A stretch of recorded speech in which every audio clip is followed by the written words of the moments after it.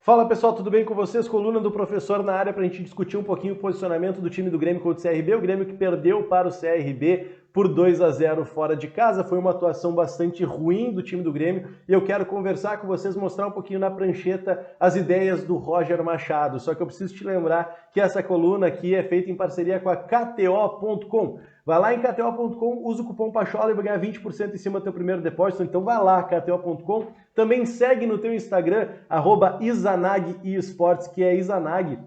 Representa o Rio Grande do Sul nas competições nacionais de esportes. Então, se tu gosta de esportes, tem que seguir lá Izanag Esportes. E também está comigo a Arte e Rodas, recuperadora premium, personalização de rodas. É só te seguir lá no teu Instagram, @arteerodas_, para dar essa força para quem me acompanha aqui também na minha coluna do professor. Se tu quiser me seguir no meu Instagram, eu sou LZF Macedo, a gente pode conversar muito de Grêmio por lá. Deixa o teu like nesse vídeo aqui e compartilha com os teus amigos também, espero que tu goste. Vamos lá, vamos entender o que aconteceu nesse CRB e Grêmio. O CRB venceu por 2-0, 2 gols de pênalti do goleiro Diogo Silva, da equipe do CRB, goleiro ex-Vasco da Gama, e 2 infantilidades do Grêmio nessa partida, né? Mas o Grêmio foi a campo com Breno, Rodrigo Ferreira, Jeromel, Bruno Alves e Diogo Barbosa, Vila Sante, Lucas Leiva, Guilherme Campaz e Biel e Diego Souza. Então o Grêmio poderia ter tido mais posse de bola, mais controle da bola também contra o CRB, porque o time não é muito diferente daquele que vinha jogando bem nas outras partidas, certo? Com exceção, é claro, do Diogo Barbosa, que é um lateral pior do que o Nicolas, sim. A gente não pode também inventar muita moda, que o Diogo Barbosa joga menos bola do que o Nicolas, tá? Com 6, 7 minutos ali do primeiro tempo, o Grêmio comete um pênalti infantil com o Biel dentro da área, parecia que estava jogando futebol do bairro lá, rua de cima contra a rua de baixo, coloca a perna, derruba o jogador, pênalti pro CRB, gol do CRB. Só que aos 20 minutos, o CRB tem um jogador expulso, seu lateral esquerdo é expulso por um pisão em Rodrigo Ferreira. E o Grêmio, a partir daquele momento, começa a ter uma superioridade numérica na partida e tinha que ter usado isso a seu favor. Entretanto, numa afobação ali do próprio Jeromel também, enfim, do time do Grêmio como um todo, num contra-ataque o CRB invadiu a área do Grêmio, aí teve um chute, a bola pegou na mão do Jeromel, foi sem querer, mas sem querer também é pênalti, Jeromel tomou cartão amarelo e não teremos o nosso principal zagueiro, o nosso principal jogador da temporada contra a equipe do Cruzeiro na próxima rodada, segundo pênalti na partida, segundo gol do CRB. E esse foi o cenário do primeiro tempo. E depois de ter feito esse resumo para aqueles que não viram o jogo contra o CRB, agora eu quero falar com quem viu também essa partida, porque sabe que ficou irritado com a postura do time do Grêmio no geral. Tecnicamente, os jogadores do Grêmio foram muito mal, erravam passes, rifavam bola, erravam dribles, enfim, o time do Grêmio não jogou bem. Mas vamos entender agora, taticamente também, como é que o Roger Machado posicionou os jogadores, como é que estava pensando e tal. A primeira atitude que o Roger Machado teve ao perceber que o Grêmio teria superioridade numérica a partir da expulsão do lateral esquerdo da equipe do CRB, foi sacar o Lucas Leiva do time para colocar o Elkson em campo. Então eu vou colocar o Elkson aqui no cantinho, mas antes de falar do Elkson, vou só lembrar o porquê que ele saca o Lucas Leiva, porque nós temos uma dupla de volantes em que os dois podem ser primeiro e os dois podem ser segundos volantes por aqui, tá? Então ele opta por manter o Vila Sante em campo, tira o Lucas Leiva e coloca o Elkson em campo. Aí alguns vão pensar assim, tá, agora temos 2 centroavantes para jogar. Não, não é isso que acontece, porque a partir do momento que entra o Elkson em campo, o Diego Souza baixa a sua linha para ajudar o Campaz a fazer a armação. E tem que se dizer que o Campaz pode não ser um primor técnico, mas taticamente ele tem se doado bastante ao time do Grêmio. Por quê? Porque ele cai para a direita, cai para a esquerda, ele tenta aproximar para fazer triangulações e tal. Só que muitas vezes ele se desmarca e não recebe, se desmarca e não recebe. Mas o tempo todo ele está tentando aparecer desmarcado para dar sequência para as jogadas do time do Grêmio. E o próprio Roger Machado fala que o Diego Souza agora tem liberdade para descer e armar o time e que antes não tinha porque o Elkson estava machucado. Agora que o Elkson tem possibilidade de ajudar o Diego Souza, então o Diego Souza pode se doar um pouco mais porque se ele cansar, ele sai da partida. Então o Diego Souza agora baixa sua linha de marcação, baixa sua linha, aliás, não é bem de marcação, né? Baixa sua linha para conseguir fazer a construção e aí o Grêmio passa a jogar um 4-1-4-1 contra a equipe do CRB. Só que ao passo que o primeiro tempo vai passando por ali, o Grêmio vai subindo as suas linhas para tentar invadir o campo do CRB, né? Vai subindo essas linhas aqui, vai colocando todo mundo para o campo do CRB, só que o campo fica congestionado. Por quê? Porque o CRB percebe que as principais jogadas do Grêmio não vinham mais pelas laterais, porque o Guilherme não estava acertando dribles, o Biel estava infiltrando demais, então só tinha o Rodrigo Ferreira ou o Diogo Barbosa, e nem Rodrigo Ferreira nem Diogo Barbosa tem tanta qualidade assim para fazer construção pelos lados.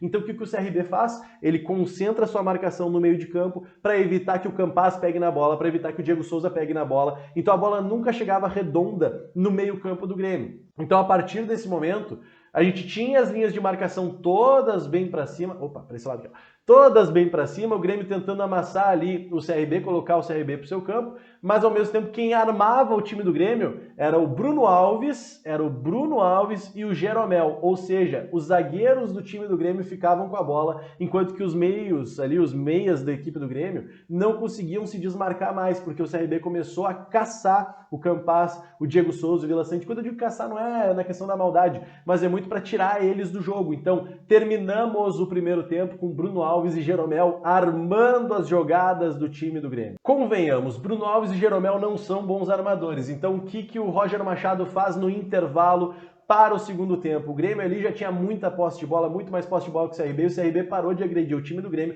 porque estava confortável ali vencendo por 2-0. O CRB no segundo tempo, inclusive, saiu ali em uma ou duas jogadas em contra-ataque que o Grêmio conseguiu se recompor rapidamente para evitar que o CRB chegasse com mais qualidade. Mas de resto, o Grêmio teve 80% de posse de bola. Então se tu tem posse de bola, se tu tem um jogador a mais, o que tu faz? Tu tenta agredir mais, tu tenta amassar mais, tu tenta botar mais ainda o time adversário para o campo deles para que tu ganhe muito mais na frequência, que tu ganhe muito mais na insistência ali também. E o Grêmio foi para o segundo tempo pensando exatamente nisso. Jeromel, que já estava amarelado, olha só, era Jeromel e Bruno Alves que estavam armando as jogadas do time do Grêmio.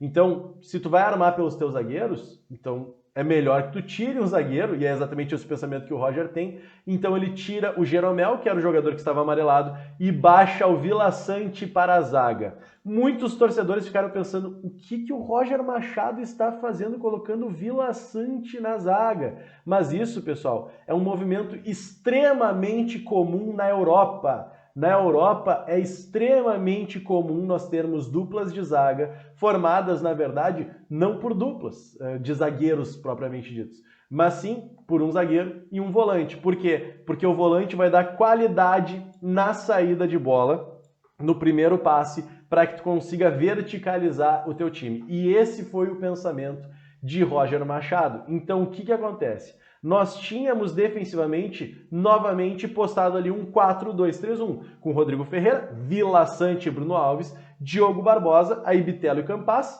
na frente o Guilherme, Diego Souza, Biel e o Elkson como centroavante. O Diego Souza daí sendo o armador principal da equipe do Grêmio e o Campaz recuando para vir ajudar o Bitelo para receber essa bola e tendo muita liberdade para levá-la para frente, e o Bitelo também vindo receber essa bola nos pés do Bruno Alves ali para tentar construir alguma coisa. De novo, Roger Machado, as escolhas dele não deram certo na partida, porque o CRB estava bem postado, mas muito porque tecnicamente o time do Grêmio não jogou absolutamente nada bem. Os jogadores do Grêmio erravam passes de 2 metros, erravam dribles fáceis. Então, assim, as coisas não rolaram bem para o time do Grêmio. Mas o que o Roger fez foi tentar colocar o time do Grêmio com maior superioridade numérica para frente, visto que o CRB não tinha posse. Então o Grêmio tinha muito mais posse e tinha jogador a mais. Então tinha que aproveitar isso, tinha que ter muito mais insistência para ataque. Isso é o ponto de vista defensivo. Ofensivamente, o time do Grêmio agora tem uma mudança muito importante. O que o Roger Machado faz? Uma pirâmide invertida. O que ele faz? Uma árvore de Natal invertida. Porque nós temos apenas o Bruno Alves como zagueiro, uma dupla de volantes de Vila Sante e Bitelo sendo essa saída de bola principal, Diogo Barbosa na linha do meio de campo junto com Rodrigo Ferreira e o Campaz, ou seja, 3 jogadores ali mais no meio de campo, com 4 jogadores na frente, Guilherme, Biel, Diego Souza e Elkson. Então olhem como é que fica desenhado o time do Grêmio em campo. Fica desenhado com um zagueiro, uma dupla de volantes com Bitelo e Vila Sante para tentar levar essa bola adiante, Diogo Barbosa e Rodrigo Ferreira nos dois lados ali com o Campaz centralizado, porque o Campaz vinha receber no pé do Bitelo, vinha receber no pé do Vila Sante, tentava levar para frente. O Campaz teve muita movimentação nessa partida, apesar de errar bastante coisa. E aí na frente nós tínhamos esses 4 jogadores se alternando, o Guilherme infiltrando para o Diogo Barbosa passar, ou muitas vezes o Guilherme ficando mais isolado lá na ponta esquerda, o Diego Souza recuando para o Elkson passar por ele, ou o Elkson voltar um pouquinho para o Diego Souza passar, e a mesma coisa o Biel com essas infiltrações. Então o time do Grêmio tinha esse posicionamento ofensivo. Alguns ainda vão reclamar e vão dizer, o Roger está inventando moda. Não, não está inventando moda. O Roger, vamos combinar que isso foi um improviso ali do jogo por causa da circunstância do jogo ali, né? O Grêmio tinha muito mais posse, tinha jogador a mais, então o Roger Machado quis colocar o time do Grêmio para frente. Mas isso não é uma grande novidade. Vários times já fizeram isso ao longo da sua história, e se a gente for olhar para futebol europeu, no futebol europeu nós vemos isso também com bastante frequência, em que tu tem um jogador ali que é o volante vindo jogar de zagueiro para ter um pouco mais de qualidade nessa saída de bola, para que ele consiga avançar o time do Grêmio, para que ele consiga avançar o seu time, né, para que o time esteja mais no campo do adversário, tu tem a superioridade numérica. Nas poucas vezes em que o CRB conseguiu sair em velocidade para o contra-ataque, o Grêmio também tinha velocidade de recomposição, porque o Vila Sante é um jogador que tem muito pulmão, então ele conseguia fazer essa recomposição com o Bruno Alves muito rapidamente, o Diogo Barbosa retornava, Rodrigo Ferreira retornava, e rapidamente o Grêmio já redesenhava para o ponto de vista defensivo, para ter 4 jogadores atrás e 2 jogadores um pouquinho mais à frente ali para tentar sair com essa bola em velocidade e levar para o ataque de novo, com o Campaz e com o Bitelo. Recuperava a bola, Bruno Alves centralizava, Vila Sante saía, Diogo Barbosa subia, Rodrigo Ferreira subia, e novamente o time do Grêmio se desenhava com essa tal dessa pirâmide invertida aqui que eu estou colocando para vocês, para tentar ir para frente. Isso que eu estou desenhando para vocês aqui é uma tentativa de leitura do que o Roger fez nessa partida, mas não deu certo. Mas existe uma lógica por trás. Não é invenção de moda, não é tipo, o cara sonhou com isso, não. O Roger tem bons pensamentos de futebol, tem bons pensamentos de futebol. Nem sempre vai acertar, nem sempre vai tudo funcionar, mas existe uma lógica por trás do que o Roger Machado tentou criar aqui para o time do Grêmio contra o CRB. Mas a gente não pode desconsiderar que o CRB estava bem postado defensivamente. Não dá para desconsiderar que o time do Grêmio não teve muita inteligência com a bola no pé, rifava muita bola, colocava para dentro da área sem nenhuma necessidade. O Grêmio continuou optando por entrar na área adversária vindo pelo meio, sendo que o meio estava congestionado, em vez de sair muito mais indo para as pontas, tentar fazer algumas triangulações e tal. O Grêmio errava dribles fáceis, errava passe de 2 metros. Então, taticamente, existe aqui uma lógica que a gente vai tentando entender. Mas o futebol tem essas questões táticas, tem as questões técnicas, tem as questões anímicas, e tudo isso faz com que o futebol nunca seja previsível. Às vezes vai dar certo, às vezes não vai dar certo. Contra o CRB, não deu certo o que o Roger Machado tentou fazer, mas aqui eu tentei desenhar um pouquinho para vocês o pensamento do Roger Machado, tá?